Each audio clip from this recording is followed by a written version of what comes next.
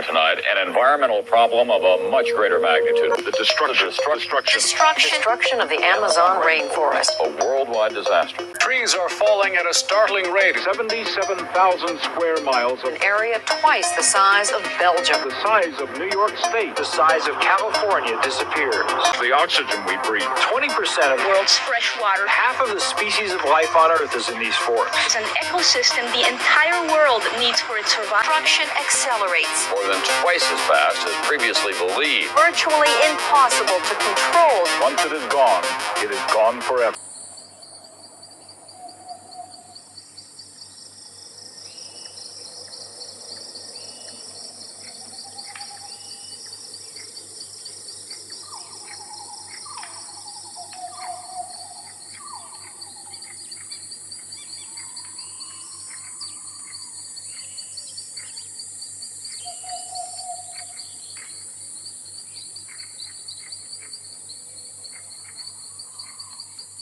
Mexe comigo, que eu não ando só. Eu não ando só, que eu não ando só. Não mexe não, não mexe comigo, que eu não ando só, que eu não ando só.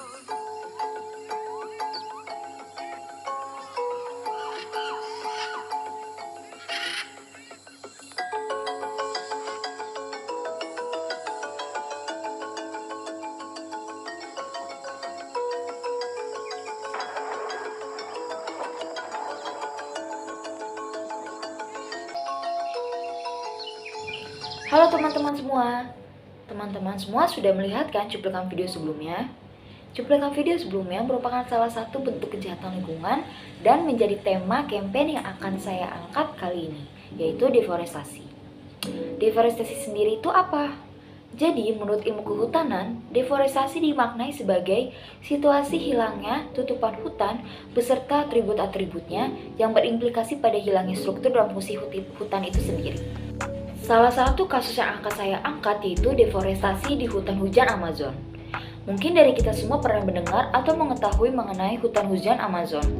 Hutan hujan Amazon sendiri merupakan hutan hujan tropis terbesar di dunia. Akan tetapi sayangnya permasalahan di hutan hujan Amazon ini yaitu deforestasi. Jadi, gelombang pertama deforestasi di hutan hujan Amazon dimulai pada tahun 1970-an. Ketika rezim Brazil melihat potensial dari Amazon, yaitu terdapat hampir 5 juta kilometer persegi dari hutan hujan ini dipenuhi oleh sumber daya alam yang melimpah. Sumber daya alam yang melimpah itu berupa biji dan mineral, makanan, serat, dan sumber daya hutan Amazonia lainnya yang melimpah. Akan tetapi sayangnya, sumber daya alam ini tidak dapat diakses. Oleh karena itulah, pemerintah membuat alternatif, yaitu membuat proyek yang dapat menghubungkan jalan raya ke hutan hujan Amazon berjarak 3.200 km. Dengan nama proyek ini yaitu Jalan Raya Trans Amazon. Jadi di mana sebagian besar penduduk Brazil itu tinggal di Tenggara, di kota-kota seperti Rio de Janeiro dan Sao Paulo, yang akhirnya di mana pemerintah itu ingin memindahkan penduduk ke daerah Amazon dengan alasan agar dapat mengolah tanah di Amazon yang dapat membawa perekonomian bagi negara. Pemerintah juga menawarkan jalan gratis dan membayar masyarakat untuk menetap lebih lama di Amazon. Sayangnya, praktik deforestasi di hutan hujan Amazon berlangsung sampai saat ini, bahkan mencatat rekor terburuk dalam 15 tahun terakhir. Pada tahun 2009 sampai 2018 saja, tercatat bahwa deforestasi di hutan hujan Amazon hanya 6.500 km persegi. Menurut laporan Badan Penelitian Luar Angkasa Brazil atau yang disingkat dengan INPE, pada 27 Oktober 2021 mengungkapkan bahwa hutan hujan Amazon berkurang 13.235 km persegi atau 1.323.500 hektar selama setahun antara Agustus 2020 hingga Juli 2021. Lalu berdasarkan World Wildlife Fund mengungkapkan bahwa Brazil merupakan salah satu dari 3 negara eksportir kedelai terbesar di dunia, termasuk Amerika Serikat dan Argentina. Jadi ketiga negara ini tuh menguasai 80% produksi kedelai di dunia. Agrobisnis kedelai mulai melahirkan permasalahan di Brazil ketika perkebunan kedelai dilakukan dengan mengambil area hutan. Amazon yang merupakan juga hutan hujan terbesar di dunia ini. Jadi Amazon itu tidak hanya sebagai penada hujan dan habitat bagi biodiversitas, akan tetapi juga memproduksi 20% oksigen bumi. Jadi sehingga dapat dikatakan bahwa memang fungsi hutan hujan Amazon ini penting bagi bumi. Namun, pada tahun 2019, implementasi berbagai kebijakan Presiden Bolsonaro juga berdampak secara signifikan terhadap angka deforestasi di hutan hujan Amazon dan sekitarnya. Hal ini secara kontras berkaitan langsung dengan kepentingan perusahaan multinasional yang berupaya untuk memenuhi permintaan makan dunia yang mendorong perluannya lahan produksi demi meningkatkan produktivitas. Meskipun angka kebakaran hutan telah mulai menyusut pada tahun 2019 yang disebabkan oleh tekanan protes berbagai elemen baik domestik maupun internasional. Pada faktanya, permasalahan krusial yang dapat ditelaah di kasus deforestasi Amazon adalah adanya sistem ekonomi yang senyatanya tidak dapat berdamai dengan kelangsungan lingkungan hidup di Brazil. Selama skema ekonomi tetap bertujuan untuk akumulasi kapital dan surplus tanpa batas, dan orientasi negara itu masih terpaku terhadap pendapatan per kapita yang terus-menerus meningkat, maka lingkungan hidup itu juga masih terancam oleh eksploitasi atas nama pemenuhan kepentingan aspek ekonomi, baik dari sisi logika pemerintahan maupun dari logika kapitalistik. Jadi Brazil merupakan negara yang memiliki bagian hutan Amazon yang terbesar dibandingkan dengan negara-negara Amerika Selatan lainnya. Hal inilah yang menyebabkan lahirnya tanggung jawab secara tidak langsung oleh Brazil terhadap pelestarian paru-paru dunia. Oleh karena itu, jika tindakan deforestasi ini terus-menerus dilakukan, maka eksistensi hutan hujan Amazon juga akan habis dalam jangka waktu 100 tahun ke depannya. Adapun dampak deforestasi di hutan hujan Amazon ini membawa implikasi serius bagi manusia, bahkan banyak di antaranya sudah dirasakan. Apa saja itu? Yang pertama, diawali dengan kita akan kehilangan sebagian besar biodiversitas dari planet bumi. Seperti yang diketahui, bahwa hutan hujan Amazon sendiri memiliki keanekaragaman spesies tumbuhan dan hewan daripada ekosistem terestrial lainnya di bumi. Jadi, jika deforestasi ini terus-menerus dilakukan, maka sama saja kita menghancurkan semua diversitas di dalamnya dan juga keseluruhan ekosistem dalam jangka waktu yang sama. Tentunya hal ini akan memberikan efek yang besar bagi kita, dan karena ini kita harus sadar seberapa pentingnya untuk menjaga kelestarian hutan hujan Amazon. Lalu yang kedua, deforestasi juga berdampak bagi pribumi di Amazon. Menurut sumber dalam wawancara tahun 2020 silam, Celia Sakriba merupakan seorang pemimpin dari masyarakat Sakriaba di Amazon. Dia berbicara mengenai dampak terhadap masyarakat yang telah hidup relatif harmonis di hutan Amazon selama ribuan tahun. Jadi dia menceritakan bahwa sejak gelombang pertama penjajahan dimulai pada abad ke-16 sampai saat ini, masyarakat adat itu terus menyuarakan hak mereka untuk tetap berada di tanah Amazon dan hidup sesuai pilihannya, tanpa adanya campur tangan pemerintah dan perusahaan yang bertindak seenaknya. Celia juga berbicara mengenai hilangnya keanekaragaman hayati yang telah dia saksikan di Amazon. Jadi, menurut Celia, dengan hilangnya keanekaragaman hayati, sama saja dengan hilangnya hubungan masyarakat adat dengan bumi pada saat itu. Lalu yang ketiga, praktek deforestasi ini juga akan berdampak pada siklus hidrologis yang tidak beraturan. Penelitian telah menunjukkan bahwa 40% deforestasi akan menyebabkan berkurangnya curah hujan, musim kemarau yang lebih panjang, dan transisi yang meluas ke landscape sabana. Dengan kata lain, transformasi lengkap ekosistem hutan hujan akan terjadi. Para ilmuwan khawatir bahwa titik kritis deforestasi yang diperlukan untuk membalikan ekosistem ini adalah sekitar 20-25%. Seperti yang kita ketahui bahwa juga curah hujan dari Amazon ini juga berkontribusi pada reservoir yang memasuk daerah perkotaan termasuk Sao Paulo. Kehancuran dan perubahan di Amazon kemungkinan menjadi salah satu penyebab krisis kekeringan kota pada tahun 2015 silam. Oleh karena itu teman-teman, sekarang teman-teman sudah mengerti kan pengertian dari deforestasi dan bahayanya bagi lingkungan kita. Praktik deforestasi ini tidak hanya terjadi di wilayah Amazon saja, melainkan di wilayah negara-negara seluruh dunia. dengan berbagai alasan dan keperluan tertentu. Area hutan hujan yang luas di sejumlah negara tropis, termasuk Indonesia, Brazil, dan Malaysia, telah dihancurkan untuk dijadikan lahan perkebunan kelapa sawit, kedelai, dan peternakan. Meningkatnya permintaan global akan produk kayu itu mengancam banyak hutan alam di seluruh dunia, baik itu untuk produk kertas, furnitur, maupun bahan bakar. Oleh karena itu, mengakhiri deforestasi merupakan kesempatan terbaik yang kita miliki untuk menstabilkan iklim kita, menyelamatkan spesies satwa liar, dan melindungi kesejahteraan manusia. Jadi, menjaga hutan merupakan tanggung jawab kita semua. Oleh karena itu, saya mengajak teman-teman semua untuk mengadopsi beberapa cara untuk membantu mencegah hilangnya lebih banyak pohon sampai saat ini dan ke depannya. Cara yang pertama yaitu plant a tree. Cara yang paling mudah untuk melawan deforestasi adalah menanam pohon. Menanam pohon dapat dianggap sebagai investasi seumur hidup untuk lingkungan dan kesehatan mental teman-teman semua. Menebang pohon menyebabkan miliaran ton karbon dioksida dilepaskan ke udara. Dengan menanam pohon, kita juga membantu memerangi pemanasan global karena pohon menyerap karbon dioksida. Teman-teman juga dapat mengurangi limpasan air dari perbukitan, karena akar pohon mencegah tanah longsor dan longsoran batu yang terkadang dapat membahayakan hewan, manusia, atau merusak bangunan. Jadi menanam dan merawat pohon itu sangat penting untuk kesehatan dan kualitas hidup masyarakat secara keseluruhan. Cara yang kedua, yaitu consume everything less.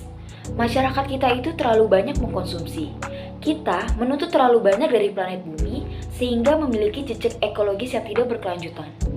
Menurut Organisasi Pangan dan Pertanian PBB juga memperkirakan bahwa sekitar sepertiga dari makanan yang diproduksi di dunia untuk konsumsi manusia setiap tahun itu terbuang atau hilang. Jadi, jika kita mulai mengurangi konsumsi, kita juga akan berkontribusi untuk menurunkan pemerintahan. Dan karena itu, secara kolektif, produksi barang itu cenderung melambat. Akibatnya, lebih sedikit lahan hutan yang perlu ditebang. Akan tetapi, ada satu hal khusus yang perlu kita waspadai dan konsumsi lebih sedikit, yaitu daging dan susu. Menurut WWF, diperkirakan bahwa deforestasi yang disebabkan oleh peternakan itu bertanggung jawab atas pelepasan 3,4% emisi karbon global saat ini ke atmosfer setiap tahunnya. Seluruh industri pada kenyataannya pun menyumbang sekitar 14% dari emisi rumah kaca antropogenik global. Itulah mengapa laporan terbaru dari Nature menyatakan bahwa mengurangi konsumsi daging adalah langkah mendasar untuk memerangi perubahan iklim. Lalu yang ketiga, avoid products containing palm oil. Sementara sejumlah kecil minyak sawit dapat diproduksi secara berkelanjutan, sebagian besar itu berasal dari lahan yang baru dibuka. Produksi minyak sawit telah menjadi salah satu penyebab utama rusaknya hutan hujan tropis di seluruh dunia saat ini. Tahukah teman-teman bahwa minyak sawit ditemukan di banyak produk yang Anda beli dari supermarket? Sebagian besar produksi minyak sawit dunia itu berasal dari Indonesia dan Malaysia, di mana hutan hujan itu ditebangi dengan laju yang mengkhawatirkan, yaitu sekitar 2,4 juta hektar per tahun untuk membuka jalan baru bagi perkebunan. Jadi, menghindari produk yang mengandung minyak sawit itu mungkin tidak mudah, karena dapat disamarkan dalam berbagai bentuk dalam berbagai produk kecantikan dan makanan. Jika kita tidak dapat menghapus berbagai produk favorit kita dengan minyak sawit seluruhnya, setidaknya carilah alternatif yang membawa sertifikasi minyak sawit berkelanjutan. Sampai saat ini pun proses sertifikasi yang paling ketat itu berasal dari Roundtable on Sustainable Palm Oil atau disingkat dengan RSPO, di mana setidaknya 95% dari minyak sawit itu telah disertifikasi dalam praktik berkelanjutan di seluruh rantai pasokan. Yang keempat, take good care of your technological devices. Perangkat teknologi teman-teman mungkin juga merupakan sumber deforestasi. Mengapa? Karena untuk membuat ponsel, tablet, laptop, atau perangkat teknologi lainnya, berarti mineral seperti litium, tembaga, atau nikel harus tersedia dan diekstrasi sebelumnya. Proses ekstraksi dan pemisahan kimia untuk mendapatkan mineral ini sangat mencemari dan kemungkinan harus menebang pohon yang ada untuk membuat lokasi penambangan baru. Selain itu, industri teknologi diharapkan menjadi salah satu industri dengan pertumbuhan tercepat untuk dekade berikutnya, didorong oleh permintaan konstan untuk perangkat teknologi baru. Hal ini berarti kita akan membutuhkan lebih banyak mineral dan sumber daya alam, dan akibatnya lebih banyak lokasi penambangan. Secara keseluruhan, industri penambangan diperkirakan akan menjadi yang kedua dengan pertumbuhan terbesar hingga tahun 2060, hanya di belakang industri daur ulang. Namun, terdapat sesuatu yang bisa kita lakukan, yaitu di saat penggunaan smartphone atau teknologi lainnya meningkat dan perangkat teknologi baru bermunculan setiap saat, tetap harus ingat untuk merawat dengan baik, jangan sampai rusak atau berhenti bekerja. Namun jika teman-teman memutuskan untuk memperbarui dan membeli yang baru, pastikan juga yang lama itu masih akan digunakan pada saat berfungsi. Yang kelima, use recycle products. Mungkin teman-teman telah memperhatikan label kecil yang bertuliskan terbuat dari kertas daur ulang di buku catatan kita. Label yang sama itu juga dapat ditemukan di banyak barang keperluan sehari-hari, seperti buku, kantong kertas, kemasan telur, dan bahkan kertas toilet. Dengan memilih barang-barang yang terbuat dari kertas daur ulang, kita juga melakukan upaya sadar untuk menurunkan permintaan akan lebih banyak dari kayu. Selain mengurangi kebutuhan untuk menebang lebih banyak pohon, pembelian kita juga mendukung fasilitas daur ulang kertas dan mengurangi jumlah sampah yang masuk ke tempat pembuangan akhir. Oleh karena itu, mungkin teman-teman dapat mencoba untuk membeli notebook berikut yang terbuat dari kertas daur ulang, dan lingkungan akan sangat berterima kasih kepada kita. Aturan yang sama itu juga berlaku untuk belanja furniture. Mungkin saat teman membeli furniture baru, teman-teman bisa mencoba untuk mencari furniture yang sudah digunakan terlebih dahulu. Teman-teman juga sering dapat menemukan mungkin barang yang berharga yang sudah yang biayanya sedikit itu, yang dimana itu mungkin yang bisa dibutuhkan itu hanya perbaikan, seperti mungkin teman-teman ingin membeli meja bekas atau tempat tidur bekas. Mungkin yang teman-teman bisa lakukan itu hanya perbaikan. Dengan cara ini juga kita bisa membantu untuk mengurangi penebangan hutan secara liar. Setelah permasalahan, dampak dan solusi dari kasus deforestasi ini, lesson learn apa yang bisa kita lihat di Indonesia? Jadi, lesson learn yang bisa kita lihat dari kasus deforestasi di hutan hujan Amazon, yaitu kita bisa melihat di Indonesia. Sebuah studi itu yang diterbitkan dalam jurnal Natural Climate Change mengatakan bahwa laju deforestasi di Indonesia adalah yang tertinggi di dunia. Studi ini mengklaim bahwa Indonesia kehilangan 840.000 hektar hutan pada tahun 2012. Di mana angka ini tentunya lebih besar dibandingkan dengan Brazil yang hanya 460.000 hektar. Jadi, sekitar 70% ekspor kayu Indonesia berasal dari pembalakan liar. Selain meninggalkan kerusakan luas pada hutan hujan, negara Indonesia itu juga kehilangan pendapatan sekitar 3,7 miliar US dollar setiap tahunnya. Dengan demikian, penebangan liar itu lebih banyak merugikan daripada menguntungkan negara. Akan tetapi, berita bagusnya, pada tahun 2019 sampai 2020, Indonesia itu berhasil menurunkan deforestasi 75,03% sampai berada pada angka 115,46% ribu ha.